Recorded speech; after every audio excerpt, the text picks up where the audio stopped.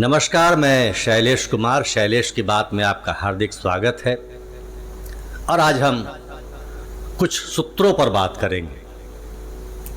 आपको ज्ञात है कि भारत के माननीय प्रधानमंत्री श्री नरेंद्र मोदी जी लगातार सूत्रों के माध्यम से आम जनता को संबोधित करते हैं, उन्हें समझाने का प्रयास करते हैं।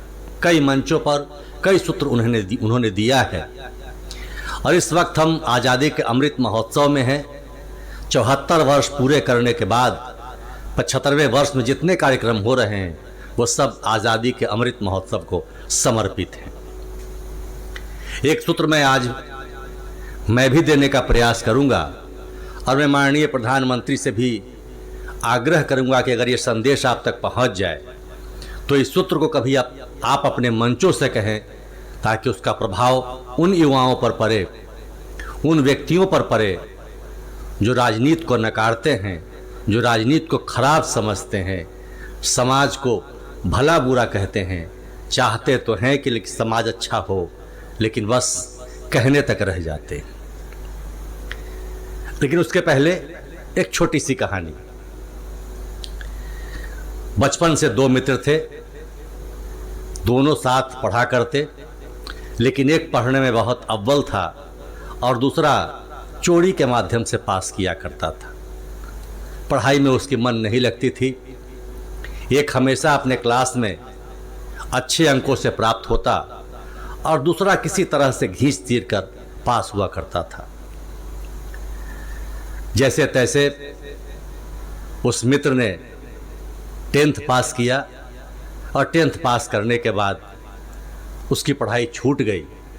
और फिर जो दूसरा मित्र था, जो पढ़ने में बहुत तेज था, उसने इंटर किया, बीए किया, एमएससी की, पीएचडी की और वह एक बड़ा वैज्ञानिक बना।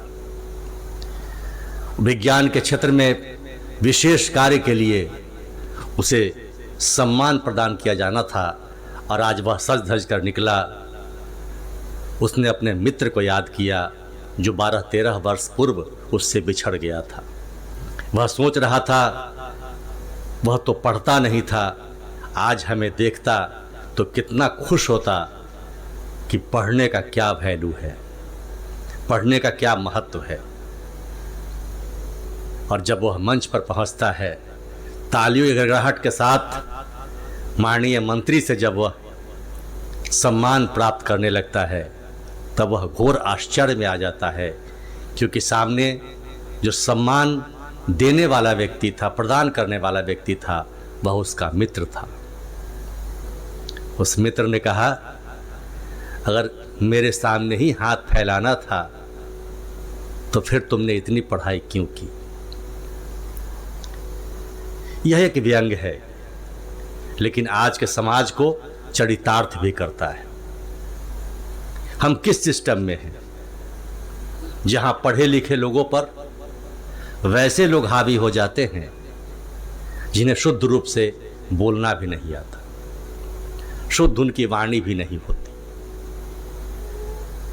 ऐसा नहीं है कि क्लास में न पढ़ा हुआ व्यक्ति उच्च श्रेणी का न हो, लेकिन आज का जो समाज है और आज के समाज का जो नेतृत्व है, जिस ढंग से सज्जन पुरुष, समाज का पुरुष पीछे हटता जा रहा है और जिस प्रकार के लोग राजनीति में आ रहे हैं, उससे देश को बड़ी चिंता सताने लगी है। आज एक मैं सूत्र की बात कर रहा था, उसी सूत्र पर मैं कहना चाहता हूं कि अगर समाज का निर्माण करना है, देश का निर्माण करना है, तो 3 स की परम आवश्यकता है। और वो 3 स कौन सा है? अगर ये 3 स सार्थक हो जाए तो फिर देश, फिर समाज अपने बुलंदियों की ओर अग्रसर होगा। पहला स, समाज का व्यक्ति सज्जन होना चाहिए। कितना पढ़ा है, कितना लिखा है, इससे ज़्यादा महत्व रखता है कि समाज का व्यक्ति सज्जन हो, बुद्धिजीवी हो। तो पहला समाज का व्यक्ति सज्जन होना चाहिए। दूसरा सज्जन सक्रिय होना चाहिए। सज्जन तो हो गए, पढ़ लिख लिया, विद्वान हो गए, अपने ड्राइंग रूम में बैठकर बड़ी बड़ी बातें करते हैं। ऐसे होना चाहिए, वैसे होना चाहिए, लेकिन साहब कुछ बदलने की बारी आती है तो घर से निकलते तक नहीं। बहुत लोग तो ऐसे हैं जो मतदान के दिन एक छुट्टी का दिन मानते हैं। उससे काम चलने वाला है नहीं। अगर आप सक्रिय नहीं होंगे, जमीन पर अगर बीज नहीं बोया जाएगा तो किसी प्रकार के घास तो उगेंगे ही, चाहे वह कटीले ही क्यों न हो, झाड़ियां आएगी ही। इसलिए पहला समाज का व्यक्ति सज्जन होना चाहिए। दूसरा सज्जन सक्रिय होना चाहिए। और अकेला चना भाड़ नहीं फोड़ता। सक्रिय संगठित होना चाहिए, यानी कि समाज का व्यक्ति सज्जन होना चाहिए, सज्जन सक्रिय होना चाहिए, और जो सक्रिय सज्जन हैं वो सब आपस में संगठित होने चाहिए। जिस दिन ये 3 स की मुलाकात हो जाएगी, हमारा समाज एक अच्छे मुकाम की ओर अग्रसर हो जाएगा।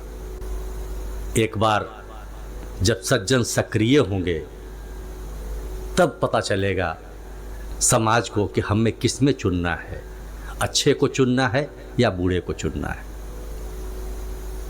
ये हमारी भूमिका है।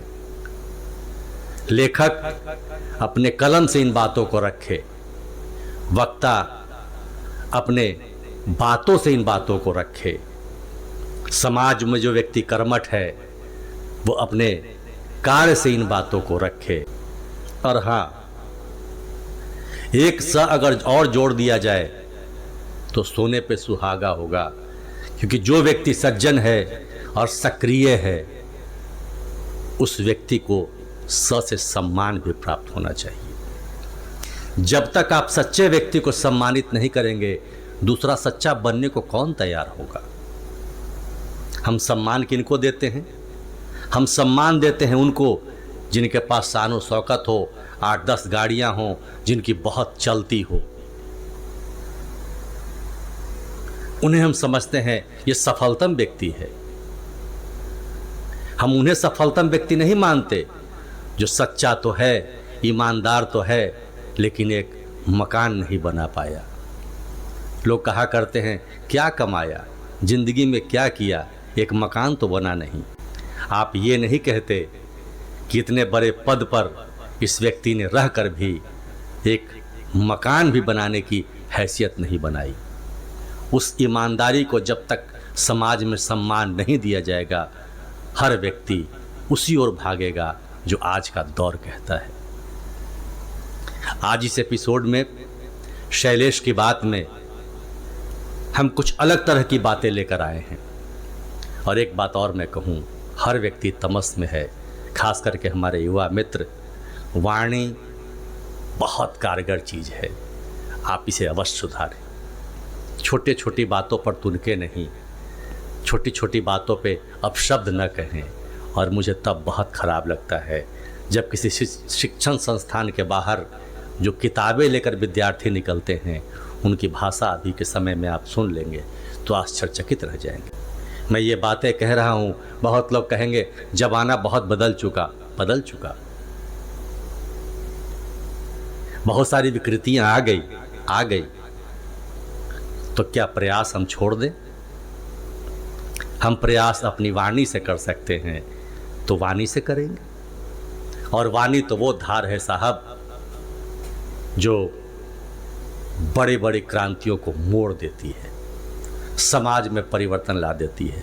बात मैंने माननीय प्रधानमंत्री से प्रारंभ की थी, बात मैं समाप्त माननीय प्रधानमंत्री से ही करूंगा, क्योंकि माननीय प्रधानमंत्री मोदी जी की जो सबसे शक्तिशाली अस्त्र है वो उनकी वाणी है। लोग विरोध करें, लोग समर्थन में रहें, लेकिन वाणी जब उनकी चलती है तो सब लोग कहता है बोलने में बहुत माहिर है। आज का एपिसोड यहीं ख़त्म होता है। शैलेश की बात में अगली बार पुनः मुलाकात होगी। अच्छा लगे इस चैनल से जुड़िए और इन बातों को हमेशा सकारात्मक रूप में लेकर कुछ करते रहने का प्रयास कीजिए। बहुत बहुत धन्यवाद।